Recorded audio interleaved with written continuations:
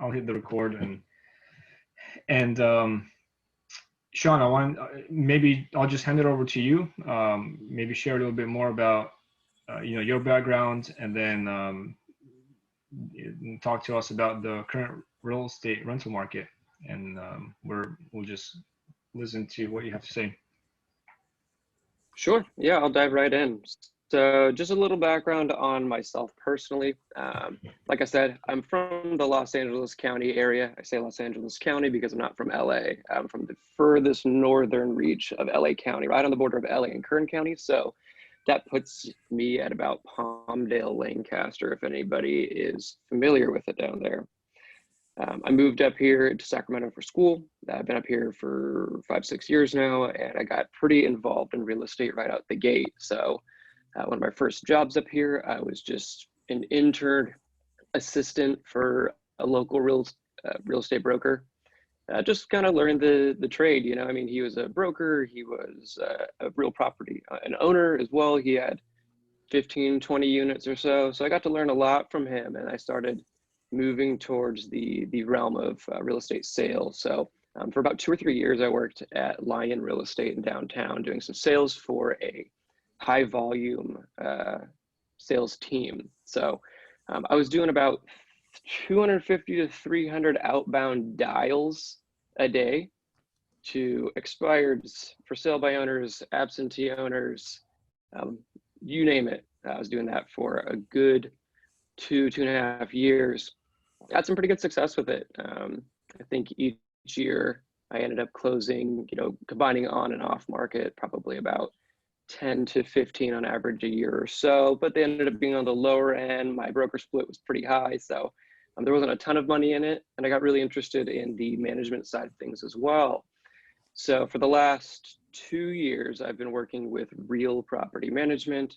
I've been helping them grow their portfolios. And like I said previously, we have about 4 markets we operate in: East Bay, Solano, Napa, Sacramento, and Roseville. Each of our teams we have set up there have about 250 to 300 doors that we manage. So we see it all. We really do. We see it all. We get to see what's happening in different markets as well. So I think I hope I can provide some value to you all today, just to see from the rental side of it, not just the acquisition side of these properties. So what I'd like to do is share one of my tabs with you, if you don't mind. Let's see here. Yeah, let me know if you're able. I think I gave you permission to share, so let's see if that goes through. Sure. Can you guys see my screen? I appreciate it. Yep. And also, cool. My thought is, if anyone has questions as you are discussing or sharing, maybe you guys go ahead and write the question in the chat, so that later after the presentation part, we'll have a chance to do Q&A and just more of a discussion.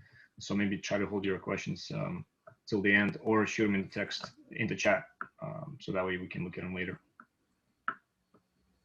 Cool. Thank you. Yeah, I'm excited to talk with you all. So, like I said, Real Property Management, just a general intro to the company that I work for.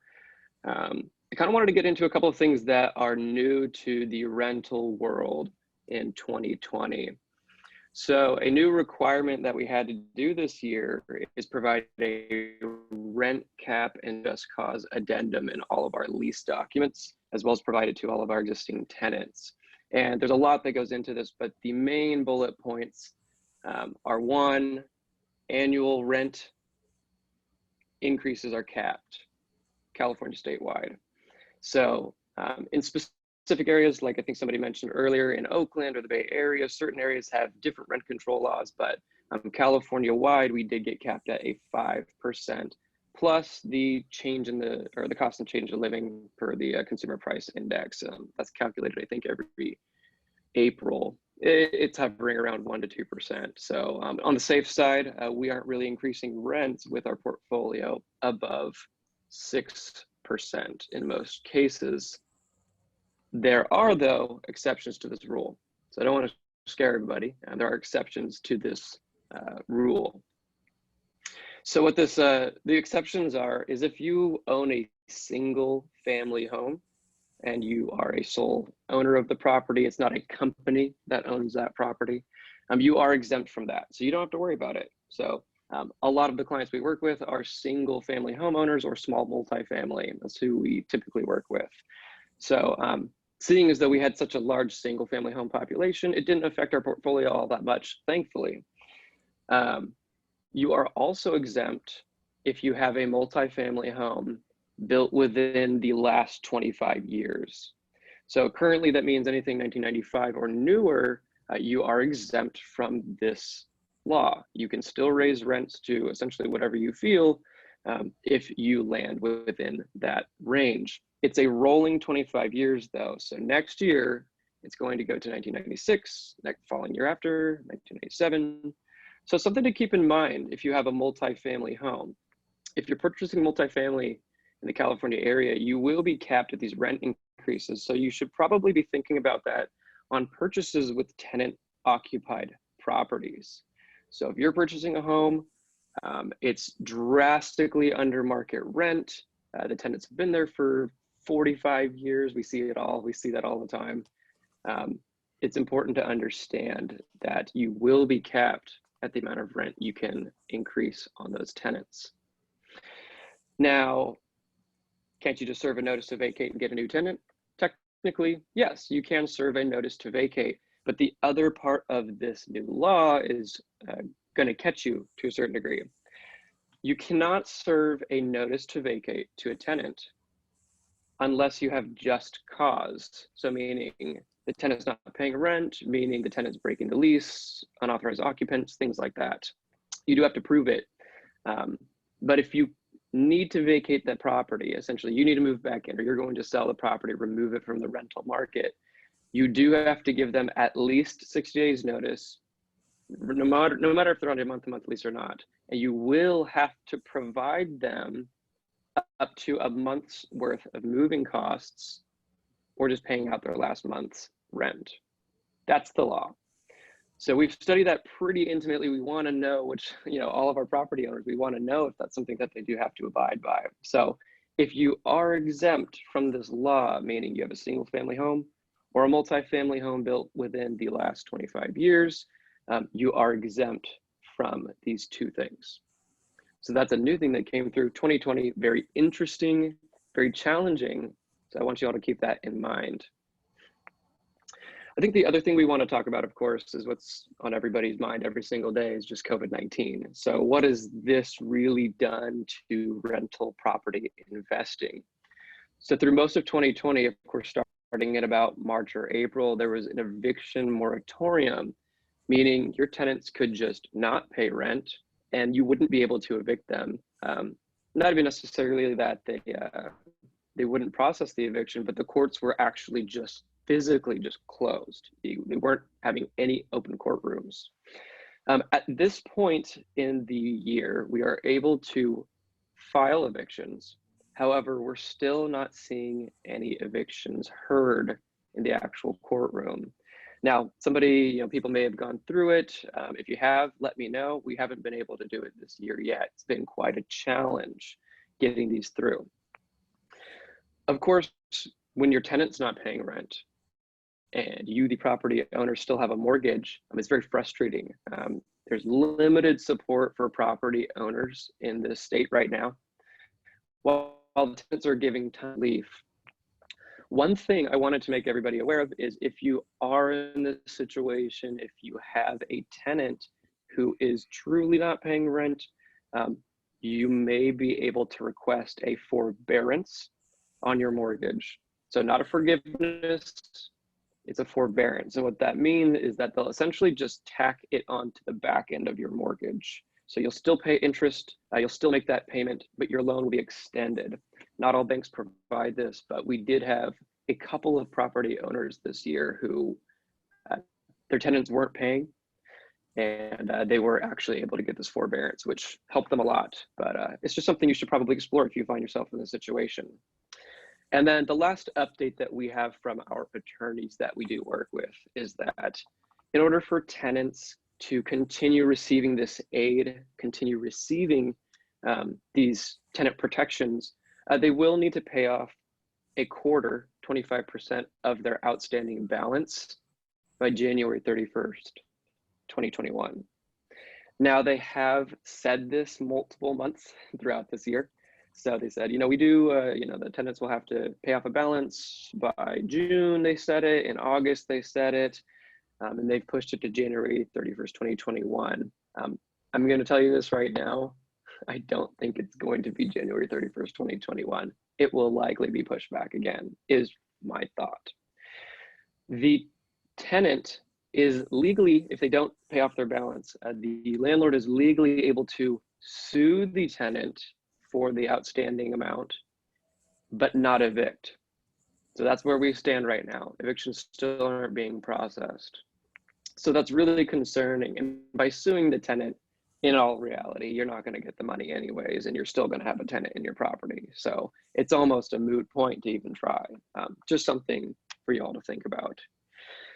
So with all of these things happening in 2020 in California, how do you protect yourself? How do you protect your investment?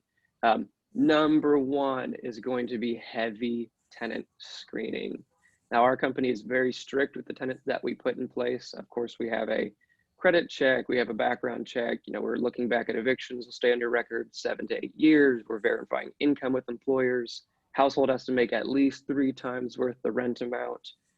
There's a lot of things that we do, and our team actually physically does verify income with employers so that they're not, fake pay stubs. It's out there, it's a real thing. We do verify that.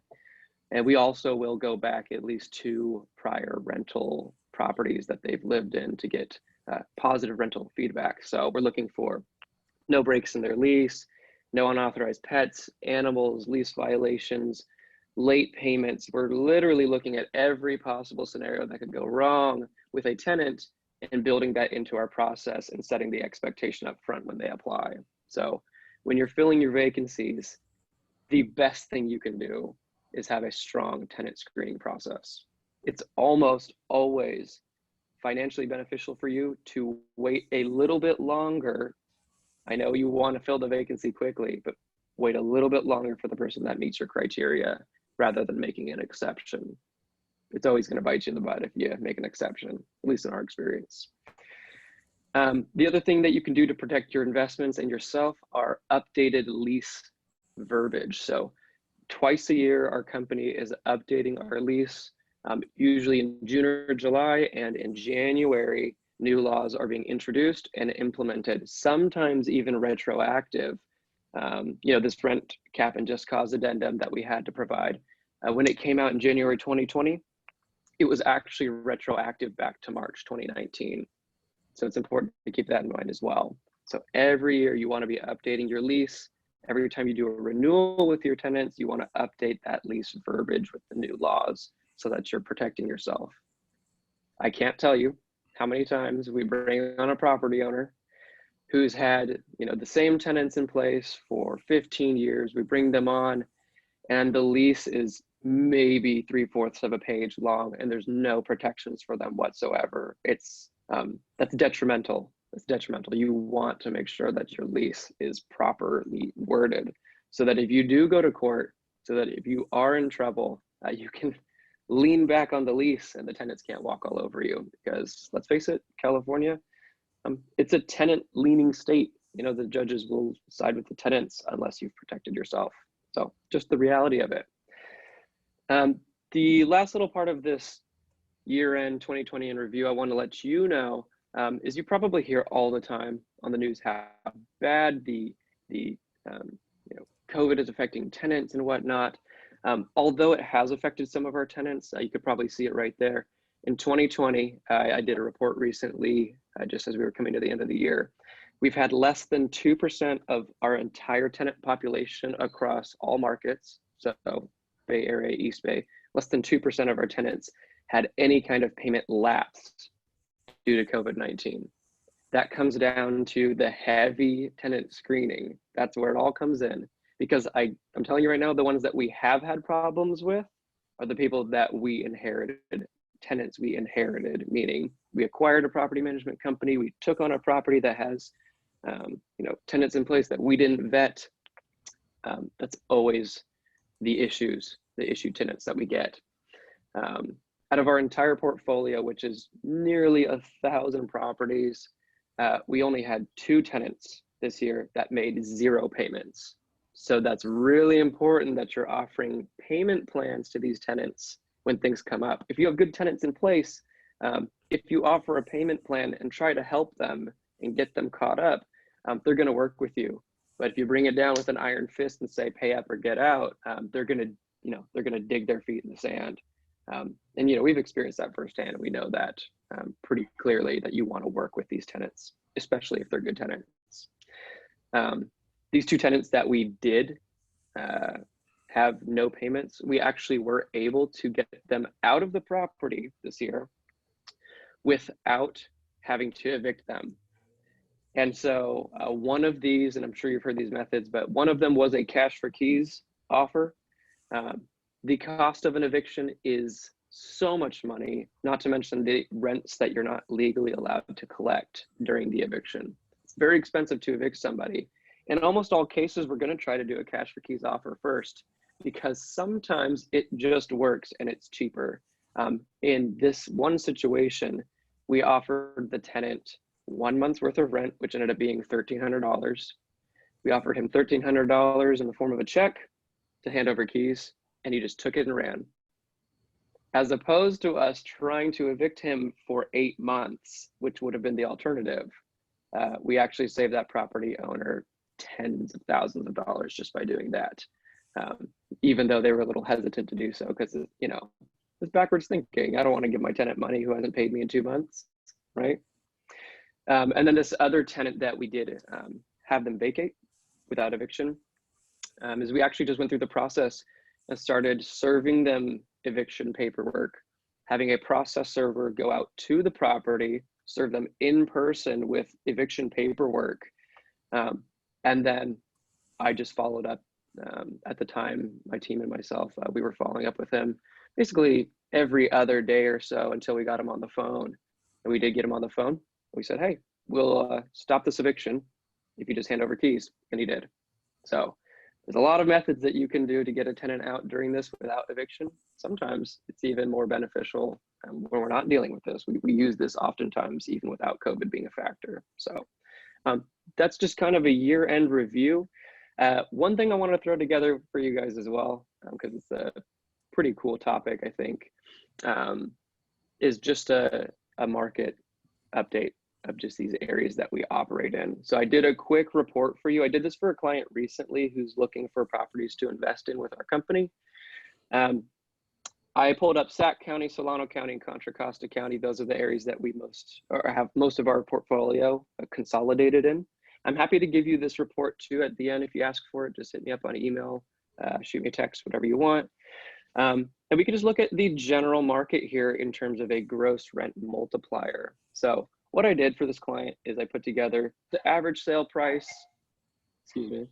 average sale price of a property in our areas. We're typically looking at condos and single family homes, 1 beds, 2 beds, 3 beds, and 4 beds in each of these. And a gross rent multiplier really is the price of the property that you're going to pay, and then how much rent you're going to receive over the course of the year. And out that spits out a number essentially that you can use to generally look at markets to make investment decisions. Of course, these don't include expenses like repairs, vacancies, taxes, insurance, or property management, but it gives you a general idea of maybe where you should be looking for the best deals. As you can see, we have a sale price, rent price, and then the gross rent multiplier number. These rent prices that I pulled are actual live data from our portfolios that So that's going to give you a good idea of real rents. They may not be the most updated market rents. Some of these people are on month to month. Some of these people we have inherited over time. But ultimately, it's going to give you a general idea of maybe where to look. And I picked the top 3 here, the best gross rent multiplier numbers here. What I found is, on average, Sac County 1 beds are really strong rent and sale price. It's a really strong number, as well as Solano County. So places like Fairfield, they have a really strong in the 1 bedroom category. So maybe places like condos or small apartments. the amount you're going to pay for that 1-bedroom condo and the amount that you're going to get in rent is pretty strong. And it also transferred over to the 2 bedrooms. So I heard a lot of you talking about, looking at small multifamily properties, maybe 6 units, maybe duplexes, maybe 3 units. It's looking like the numbers are geared towards scaling. So, having multiple small 1-bedroom, 2 bedrooms is probably going to be more efficient than having 1 3-bedroom or 1 4-bedroom home, just generally looking at those numbers. So like I said, it's interesting to look at. I'm happy to give it to you. If you guys want it, just let me know.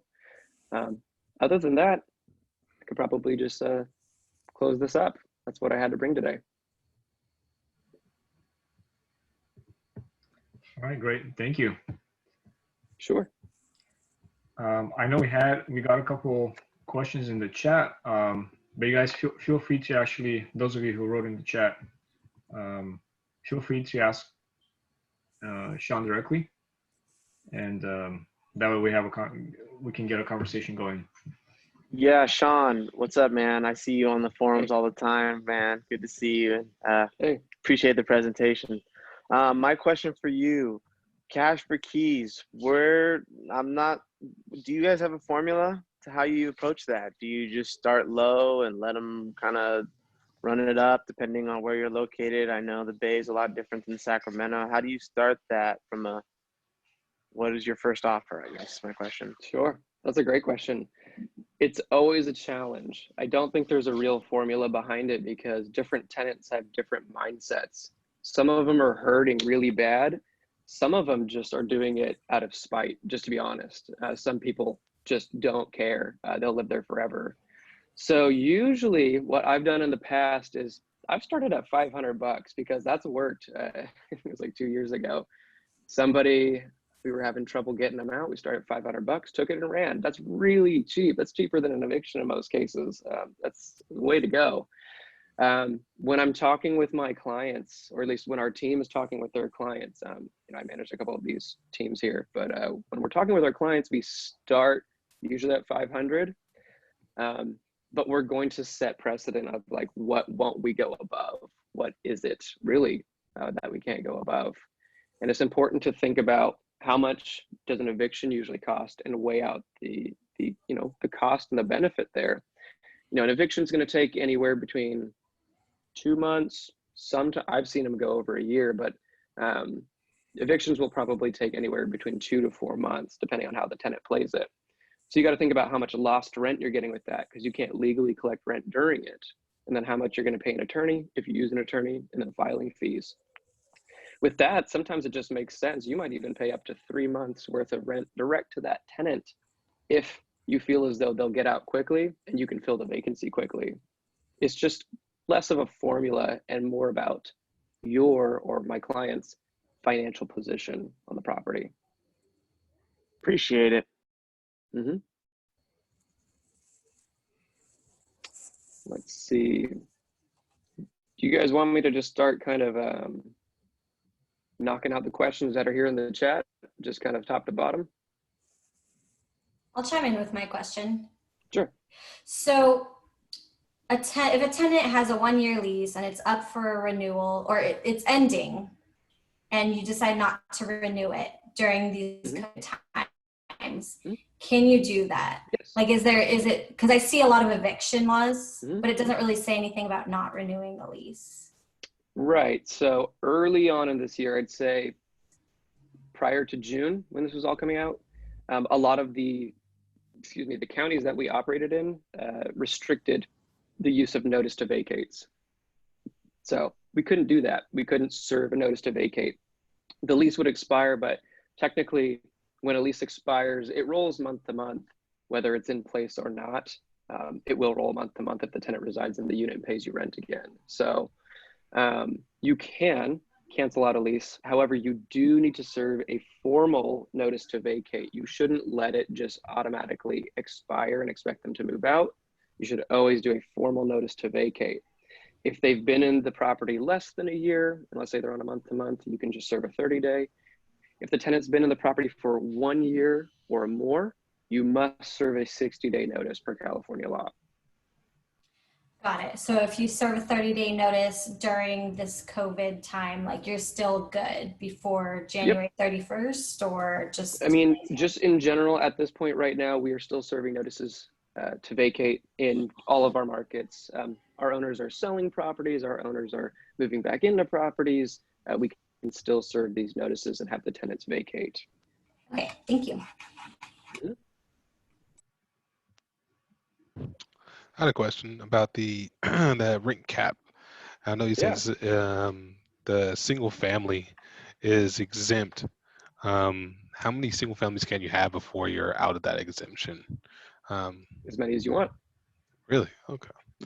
As many as you want. Mm-hmm. I guess I'll put a little bit of go a little bit deeper on this here. A lot of confusion comes in. If you own, let's say, a condo, right? That's part of a multi-unit building. If you own a condo, are you still exempt because it's part of the multi-unit building? It's its own assessor parcel number, a condo is. So a condo technically will be treated in this situation as a single family home.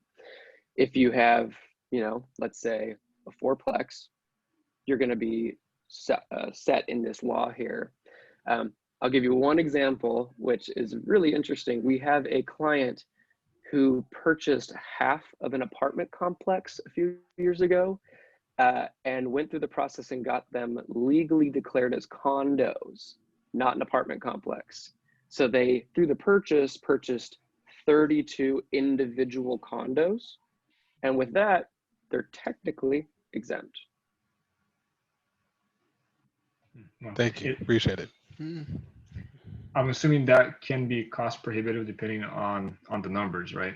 Do you know what the cost was approximately for converting each into a condo? So that was a very rare scenario. It ended up being, it was interesting. There was an owner, it was a 64-unit apartment complex with some commercial. And the owner of that complex wanted to essentially like subdivide off some of it. They didn't want it anymore. Really interesting situation. And our client ended up 1031ing into it. So it was essentially just set up that way upon the purchase. So they didn't specifically go out of their way during COVID to do this necessarily. But interestingly enough, it did benefit them by having it that way.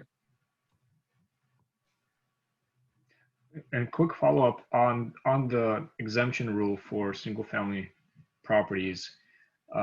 If the rule does not apply if the property is owned by a REIT or for example, an LLC or a corp, correct?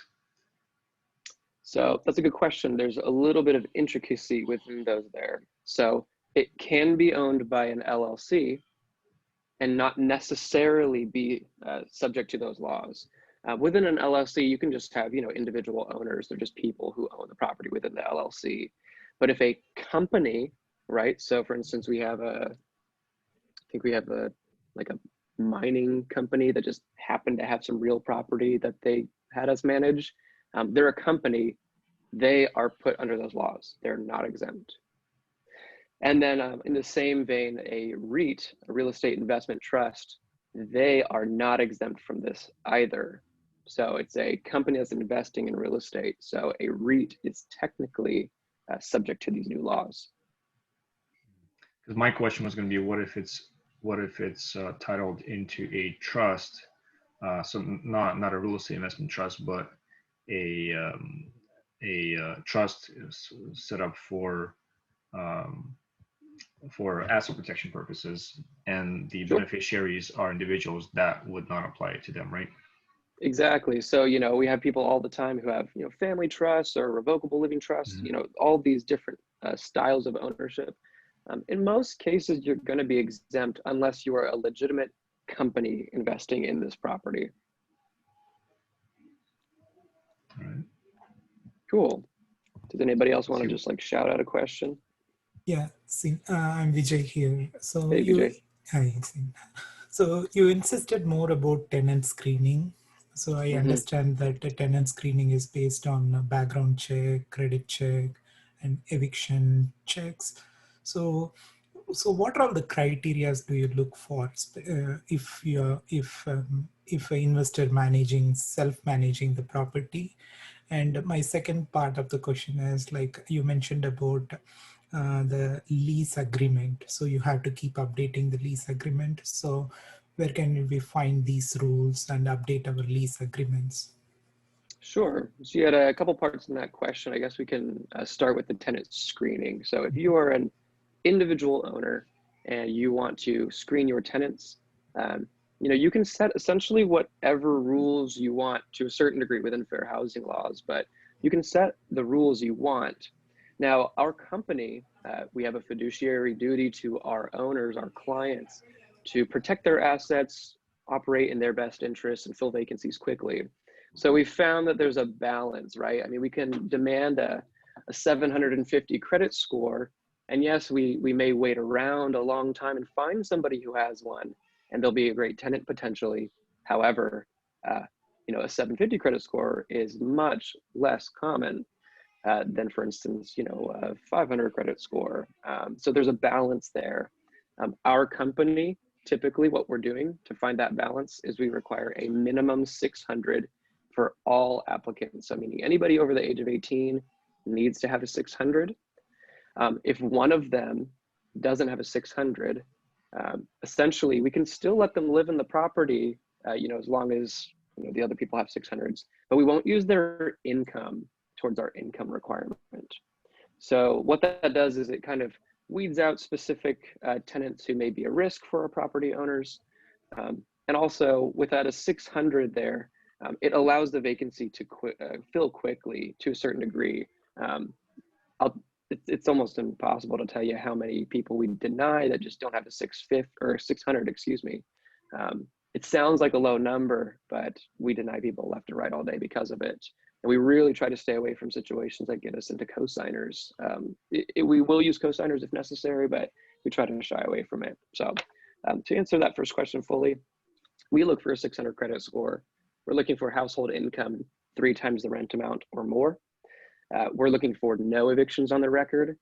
We're also looking to see if there's any utility bills in collections. That should show up on some of the background checks or credit checks that you pull. Certain things like medical bills in collections, we don't get too worried about because medical bills are kind of random to a certain degree, whereas utility bills are directly related to paying utilities. If a tenant's not paying utilities and they have a $500 balance racked up with PG&E, I have a really hard time believing that they're going to pay us rent on time. You know what I mean? So credit check 600, eviction check 3 times the rent and income, no utility bills and collections, no felonies, and positive prior rental verification going back at least two properties, as much as we can go back. I've been kind of rambling a bit. What was the second part of your question? I apologize. Okay. Second part of the question is about the lease policies. You mentioned like the lease policies will get added every year, so you have to look for. So. Sure. So I guess from our company standpoint, we contract out to attorneys to help us with this. Since we're such a large company, of course, we can afford to have attorneys that help us with these things. So that gives us a little bit of a competitive advantage here. For the individual property owner, either you can pay an attorney their time just for an hour, try to get the new lease laws up every year, factor that into your operating expenses, or you can network with like-minded individuals, see what they're putting in their leases. If you are a realtor, there's oftentimes a lot of verbiage added to the CAR forms. So places like Zip Forms will have the specific California Association of Realtors forms. I've personally used a CAR form this year for something that was outside of our normal lease agreement. So there's value there. There's a lot of places you can find it. It's just kind of dependent on how in depth you want to go. Okay. Thank you, Sam. Thank you. Thank you. So, Sean. Yes. This is Mark from San Francisco. When you mentioned 3 times the income for a rental property, The only major employers I could think of in that area is Intel, and then Kaiser Hospital, Placer County, Kaiser Hospital, South Sac, and Kaiser Hospital, Cal Expo. I mean, isn't that kind of a stretch for the potential renter that, depending on what properties your company manages, yeah, how do you weigh that? I mean, how do you determine that when somebody's say self-employed or works for PG&E or SMUD? I mean, if they don't make that amount of money, I'm not confused. It's just that's kind of I guess maybe because property management is starting to shift and to be more stricter onto whom they rent to. Could that Sure. be? Yeah. I mean, there's a couple of points there. As I spoke with somebody previously, right? We've had to find the balance, right? The balance of filling vacancies quickly, but also protecting our owners' interests. Right. So that 3 times the rent amount is what we've found is the limit. So if we're requiring more than 3 times the rent, like you're saying, it might get a little unreasonable to expect somebody to have that much income. One thing I will note here is typically we're going to be looking for gross income. So it's going to be before, you know, taxes are taken out, that type of thing. So in reality, net to the tenant's pocket every month, we're looking for about 2.5 to 3 times is what we're looking for. To answer the other part of your question regarding employers, there are, you know, much more than just, you know, Kaiser or Intel or the state out here. There's just so much private company, private businesses coming into SAC to this point where we were able to justify this income requirement and still fill vacancies pretty quickly. Okay, cool. Yeah, I appreciate the question. Sure. I see Ezra asked a question about your management fees and how does your fee structure work, and also how should landlords budget for that on the financial part. Yeah, I won't go into a full-blown sales pitch for you, but I'll give you the general idea of our pricing. There is a fee for us to place the tenant. We don't charge it to you up front. We would charge it only once the vacancy is filled, meaning if you're not making money, neither are we. So that's essentially how we operate. Usually we're going to be charging half of the first month's rent to place a tenant for you. We're going to do that really quickly and get a tenant in there. As far as management, if you bring us a property that already has a tenant in place, we will manage that tenant for you. And then we have a tiered pricing structure. So it's anywhere between about 6%, 8%, or 10%. We have different plans. Generally, with all of those plans, you can expect basic property management service, right? Fielding tenant phone calls, 24-hour hotline for maintenance, you know, financial reporting, a portal for you, all the basic stuff. But as you move up in the plans, we have some added bonuses like eviction protection, where we would cover up to 10 grand of the cost to legally evict a tenant if necessary. We also have a leasing guarantee where if your tenant breaks their lease in the middle, you know, 2 months into their lease, you just paid us half the first month's rent. If they break their lease, we'll find you a new tenant for free. So a couple of things there. I could also drop the pricing into a notes as well if you want. You can guys just take a look at it if you're interested.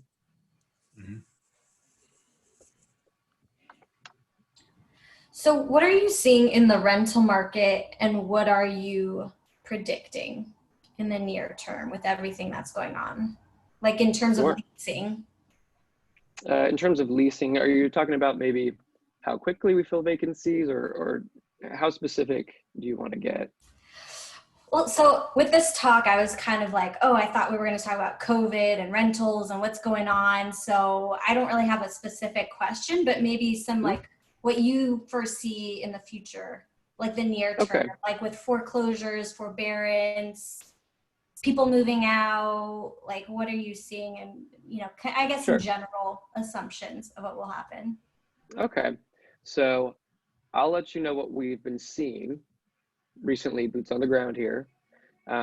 But I will let you know, I left my crystal ball at the office. You know, nobody knows what's going to happen in the future. We can all predict, but we just really don't know what's exactly going to happen. So generally what we're seeing in terms of, let's say, migration, where people are moving, why they're moving. What I'm seeing right now is our city center properties. So places like in downtown Sac, midtown Sac a little bit as well. Even places that are really concentrated, like San Jose. We have properties in San Jose as well. More people are trying to move out of those areas, and it's taking longer for our company to fill vacancies in those really, really tight city center areas. A lot of that, I of course believe, is due to just a lot of the amenities of the downtown areas just aren't there anymore. We're rolling it back to another lockdown, essentially, where a lot of businesses aren't going to be open, a lot of restaurants are having to close to a certain degree. The downtown appeal really isn't all that much there anymore. And when people realize the pricing for downtown, it's pretty similar to pricing in the suburbs, but you're going to get way, way more for your money renting out in the suburbs. That's why we're seeing a push out. The places that we're filling our vacancies the quickest are places like Natomas, Roseville, and Elk Grove. Those are the places that just our vacancies are flying off the shelf. Less than a week, we're having multiple approved applications.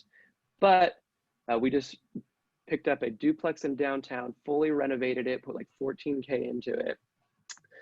And it sat vacant for 2.5 months until we dropped the price considerably to beat the competition in the area. There's tons of inventory in those concentrated areas for that reason. I think that's going to continue.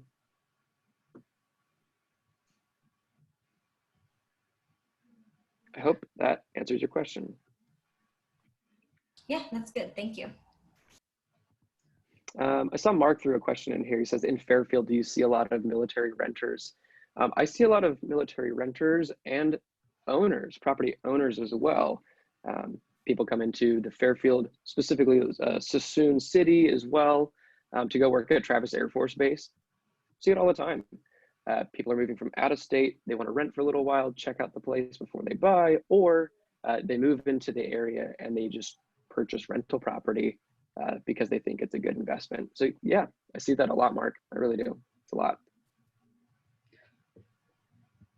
Sean, I had a question. You just mentioned that there was an increase in inventory for rental units. And then you also mentioned that you guys just did a renovation. Are you also seeing an increase in inventory for homes for sale? Or is that generally more so just renters that are moving out and it's not affecting homes for sale as much? It's a good question. I think right now, because we list some properties as well with our owners on the way out. Sometimes if we're a little too busy, we'll refer out to a realtor or two. But what we're seeing is those properties that we go to have listed or list. These properties sell so fast. I don't feel as though there's limited inventory on the sales side in a lot of sectors. I can't really speak to the larger multifamily, things over 16 units, we don't really touch. So I can't really speak on that all that much.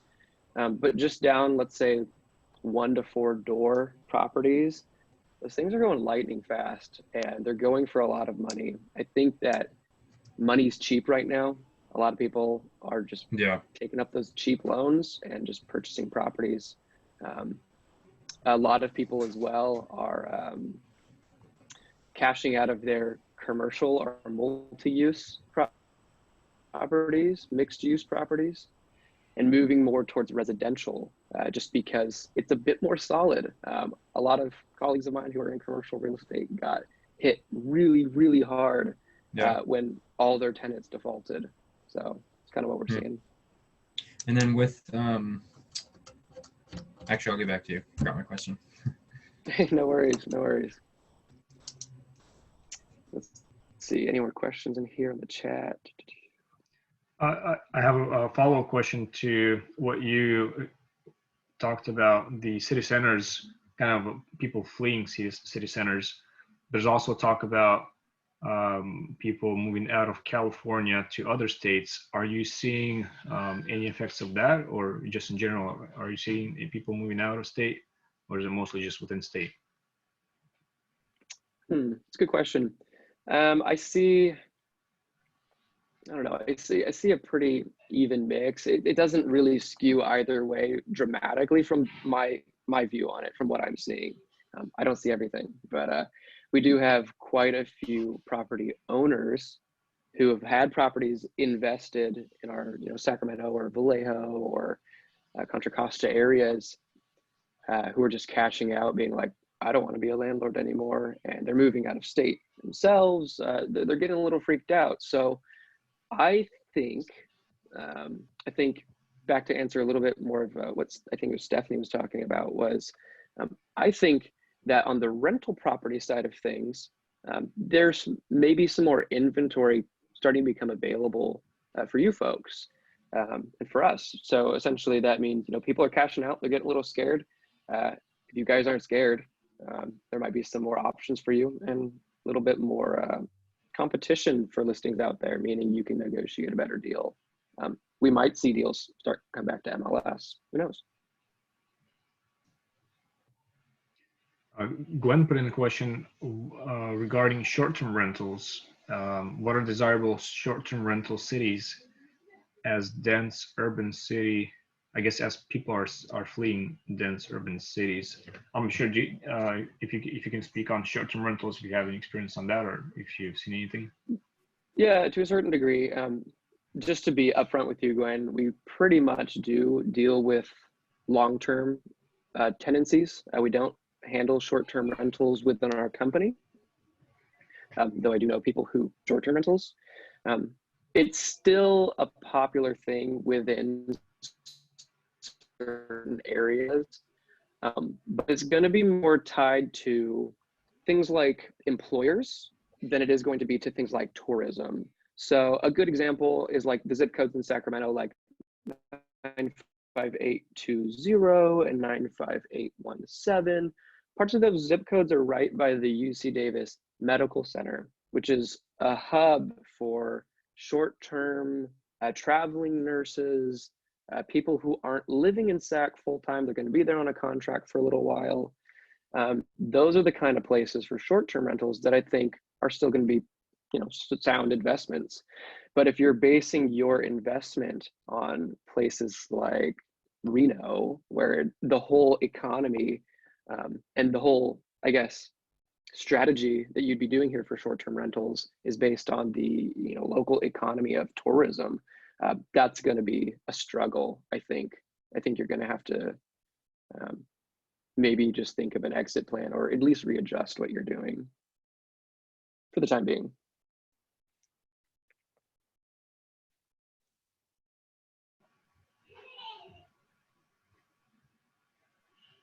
Let's see. Anyone else has any questions they want to shout out?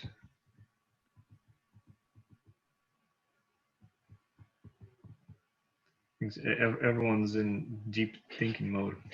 Well, if anybody's a little too nervous to ask a question or it escaped you, you can always just hit me up on email, direct me at Bigger Pockets.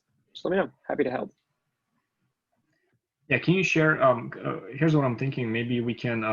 I wanted to also give a little time for me for open mic, maybe just off-topic questions. Sometimes they come up in the group. But before we go to that, and then you guys can also, if you think of a question, you can ask Sean as well. But before we do that, Sean, can you share what's the best way to reach you, and then maybe add it in the chat as well.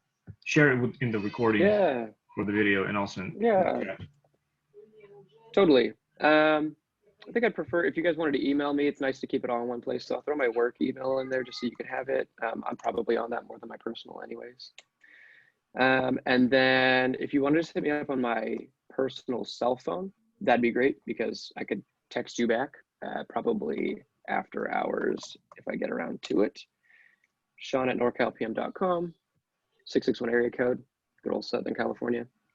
And I think those would be the best ways to reach out to me. I'll throw it in the chat too, because you guys brought it up. If you wanted to take a look at what our pricing structure looks like, the off chance that you want to hire a property management company, I'll throw it in there. It's pretty straightforward. You could just read through it. And awesome, thank you. So, and phone number 661-400-7373. Yep. I grew up in SoCal, but a little more south around the San Gabriel Valley area and then Orange County. So I There you see go. quite a bit of SoCal people that moved up here over the years. Yeah. Cool. All right. Hey, I really appreciate you, everybody, letting me speak for a little bit. It's good to meet y'all. It's a good experience. Appreciate it. Yeah, no, and thank you for sharing, because this I know this is one of the topics that's really on many people's mind, and a lot of the stuff that you've talked about generally is kind of hard to wrap your thoughts around because of so many recent laws and how it all works and fits together. Yeah, it's That's really our job helpful. to keep up on that every single day of the year. So They're making it harder and I'd harder. like to say that I'd like to say I'm a wealth of knowledge, but I do have a lot to learn too. But happy to help if I can. Yeah, thank you. Now, do we have? I want to now open up if there's any off-topic, maybe questions, comments, anything you guys wanted to share. If you have any maybe deals you're working on that you wanted to share with the group. Before we shift into smaller rooms and smaller conversations, feel free to share. And this is a good time where we can just kind of talk about anything we want to. Sure, I'll go. Oh, go ahead. Sorry. So I just picked up recently a new flip that I'll be doing in El Dorado Hills. It's not as crazy as it sounds. It's actually just a townhouse out there, 2-bed, 2-bath, just over 1,200 square feet. But for those of you guys who are just getting started and looking to get into real estate, one of the first experiences I got in real estate was just hitting up somebody on Bigger Pockets here locally in Sacramento who was doing a flip and said, hey, would it be cool if I came and check it out? And he said, yeah. So that was awesome. And I want to extend the same opportunity for anybody here. So at any point, anybody wants to come see a flip in progress, see how we go about our scheduling and calendar and the contacts and whatnot and that whole dance, I'd be more than happy to host any of you guys. Come check it out. In addition to that, my other team, we're looking for a flip actively. So if you have anything in the greater Northern California area, preferably Sacramento or the Central Valley, East Bay, I'm looking and ready to make a move on it. And I want to personally thank Lisa, who is here in the chat as well. She's been a big part in helping us secure the one in El Dorado Hills, and my partners, Caitlin and TJ, who are also regulars here in this group chat, in this meetup as well. So things do come of this meetup, guys. For those of you guys that are new, my biggest thing I could say to you is get out and meet people and be explicit about what you want to do and introduce yourself, maybe not shake hands in 2020, but put yourself out there. Seriously, I mean it. That's all. DJ Dawson's talking for those who asked. I'll put my information. Thanks, DJ. Yeah, put your info in the chat. And I'll also, as after every meeting, I'll shoot out an email to everyone who registered with everyone's name and email address so you guys can connect with each other also. It was good to hear, DJ. That's awesome. All right. Anyone else? Yeah, I had a question. I'm not necessarily. I am new to investing. I shouldn't say that. I'm brand new to Sacramento investing though. And one thing I've noticed that running numbers properties in Sacramento might be a little different than running numbers. Well, just maybe just in California, a little different than running numbers in like Midwest states. Maybe just in talking to my realtor that I've worked with a little bit, he was saying that, you know, general rule of thumb that you see on Bigger Pockets, you know, try and get the 10 to 12% on cash flow, cash on cash return is maybe not quite what you should be looking for in California, because you're looking more for appreciation here than cash on cash return or cash flow. So I was just kind of curious, what do you guys look for in your numbers? And I'm kind of a little bit lost just trying to figure out where am I really looking for as far as the cash flow monthly. And then I guess some of the other metrics as well. I know appreciation is going to be there, just being in California, but anything helps. Appreciate it.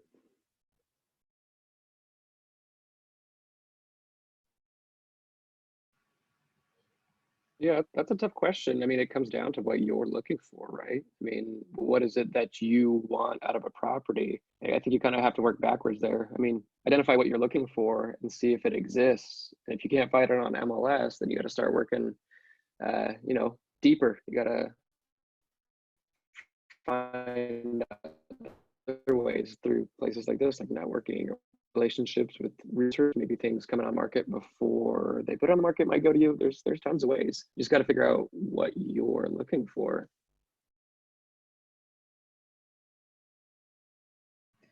Yeah, and California is definitely different from the Midwest and a lot of the less expensive markets. And I agree with Sean. Generally, it's good to start with what you're looking, what's your end goal, and how comfortable you are with maybe going out of state as opposed to being more in your backyard in California.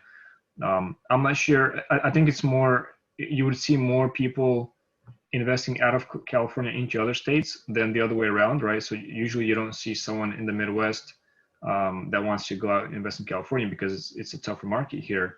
But there are opportunities, and what I've seen on my end is usually the opportunities that make sense are either value add types of opportunities where you have some way to differentiate the property from the way you purchased it, maybe add an ADU or maybe furnish it or in some non-traditional way and actually make a good return off of that. But it is definitely tougher to get the same returns in California compared to the returns you would get for similar properties in the Midwest or other less expensive markets, at least from what I've seen. So I invest in Kansas City, and when I was running numbers in the Bay Area, and I was like, why does anyone invest in the Bay Area, right? And what I realized was you have to have a bigger down payment in order to cash flow if that's what your goal is. So that was kind of like an aha moment for me. Like, you just have to have a bigger down payment if your goal is cash flow. So that's something to keep in mind. But also, I've run the numbers like briefly a while ago in Sacramento, and maybe going a little bit further out, maybe Stockton, Reno, Vegas. Granted, I don't know the areas very well, but maybe even a little further out would help you out if you're trying to accomplish cash flow. Appreciate that. Quick point on that too. This is DJ again. Cash flow. You put any money down on the property, it can cash flow, right? But you got to weigh that cash flow versus your cash on cash return and your ROI. So, to her point, why would someone invest in the Bay Area? There's got to be a value add opportunity on the property, in my opinion, because the barrier to entry is so high out here. The cash flow opportunity is very low out here, and it's a pain to be a landlord. So why wouldn't you take your money elsewhere? Just my opinion. I mean, personally, of course, I would love to have all my rental properties in my backyard. That'd be amazing. But financially and fiscally, it just doesn't make much sense. So for me, 2022, I'm taking my game plan for buy and holds out of state. Rosa, I think you commented that you can share your experience as well. Yeah, I just wanted to share. I would, if I were you, I'd try to hang out with DJ and help him out in whatever way you can, even if you don't make any money, but just learn from his experience. And I just wanted to share with you that I did lose money when I first bought my first home in Elk Grove. It's a painful way to do it. And I'm positive cash flow with a 5-bedroom home in Elk Grove, California. But back when, I just wanted to let you know, sometimes you make mistakes. I made a mistake. I was putting like $1,000 out of my pocket to buy a house, and I just meant I have $1,000 less a month to go and enjoy life. And I did it. And everybody, like my boyfriend totally disagrees. He's like, you're so stupid to be losing $1,000 a month.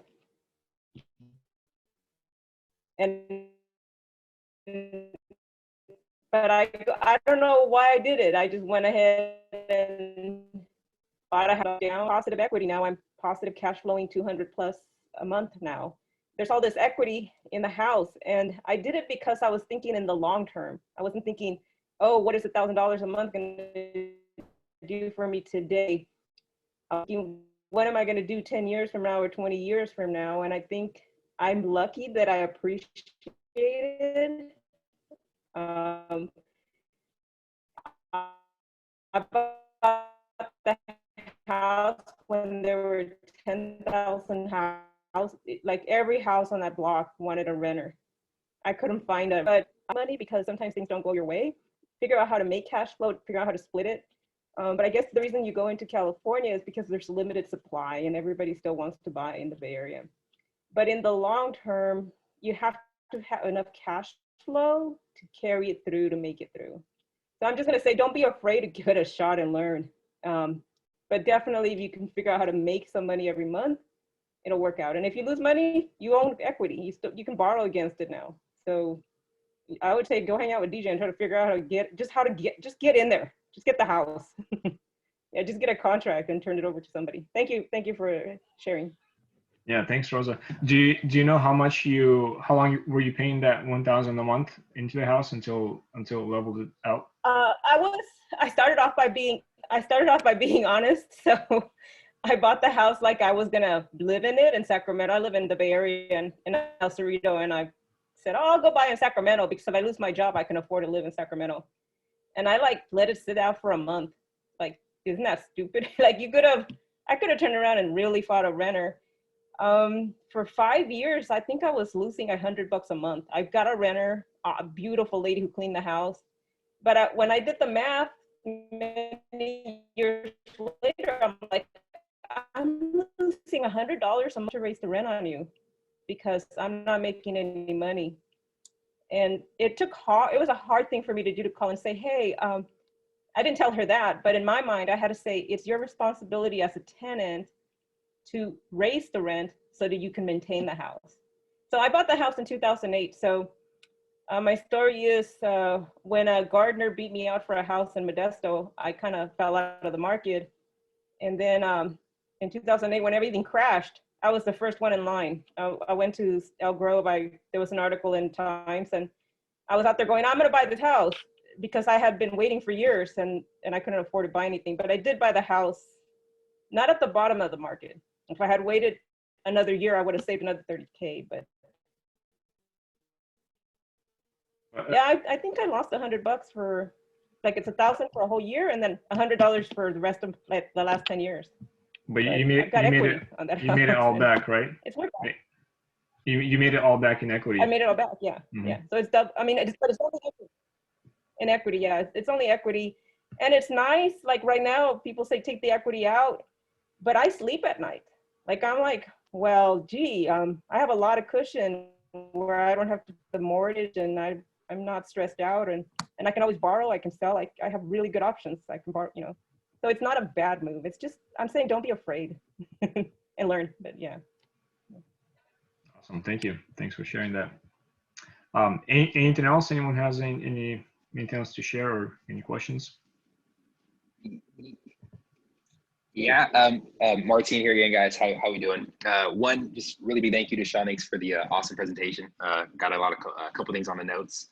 I contacted Sergi first a while back about a property that I was looking at doing some basically creative financing. I was doing some creative financing with a seller financing with a single family property, a 3-bedroom, 2-bath over here in Sac.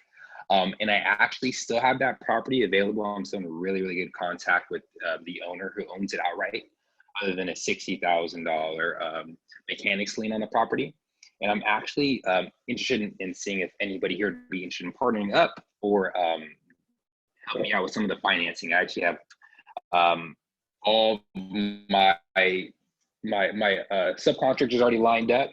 I already have all the bids for it, as well as ARVs from a couple of the local realtors, including Kyle from the David Green team. So I know one of the David Green members is over here as well. And the property definitely has some money to be made in it. So if anybody's interested in possibly partnering up or doing some kind of financing deal with me, I would love to talk to you guys after. I'll leave some of my contact information in the comments below. Thanks, guys. What part of town is the property in, and what's the purchase That of the ARV? Yeah, sure. So that property is in East Sac. I'm gonna say it's probably about 5 minutes away from Sac State. It is right next to it's not Discovery. I think it's Sunrise Park. There's some kind of park that's right next to it. I forgot what the name is.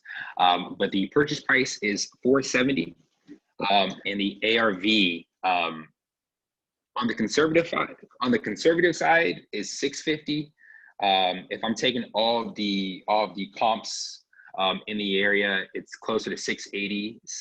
Some new construction or some property that just got rehab down the street was selling for comparing the same square footage about $710. Yeah, I don't think it's been sold yet, so I think they're kind of a little ridiculous on that.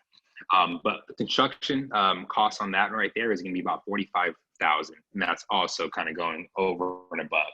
So total in 470 plus 45 would be about 525, and then you can kind of just take it from there with the 650 to 680 ARV. So it's a really, really good property, and I was doing everything. And Sergi, thank you so much for helping me. I contacted you. I was trying to figure out any possible way I can lock down the property with owner financing, and I did a real lucrative lease option deal. And at the very, very last minute, as soon as I had the paperwork ready to go and sign, the owner said that that there was some real big family trouble, and he needed the money now. And basically, he was trying to list it on the MLS for some crazy price that he'll never get. It's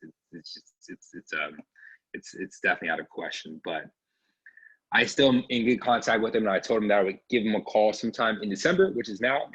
So I'm kind of just trying to find somebody that's interested in kind of doing a deal. Again, all the work's kind of already scattered out. I got the timeline, probably 6 to 8 weeks of construction to kind of finalize the deal. But yeah, that's kind of what's going down there.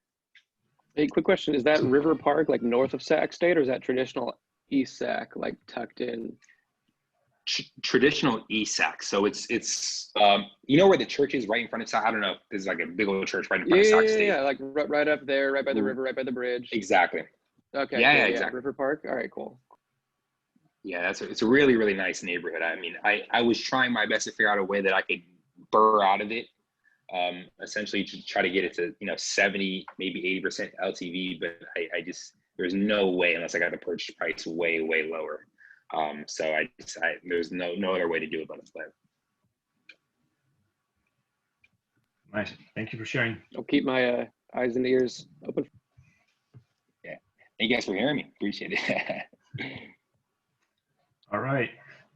So let's do, I think we're going to have enough time just to do one networking round. We usually break out into smaller groups of about 3 people per group. And this gives us an opportunity to just network, I guess, one-on-one, 1-on-2. What I want to ask is if, here, let me set up the groups, and actually our formal part is coming to an end of the meeting. So I'll stop the recording, and we'll do this again next month.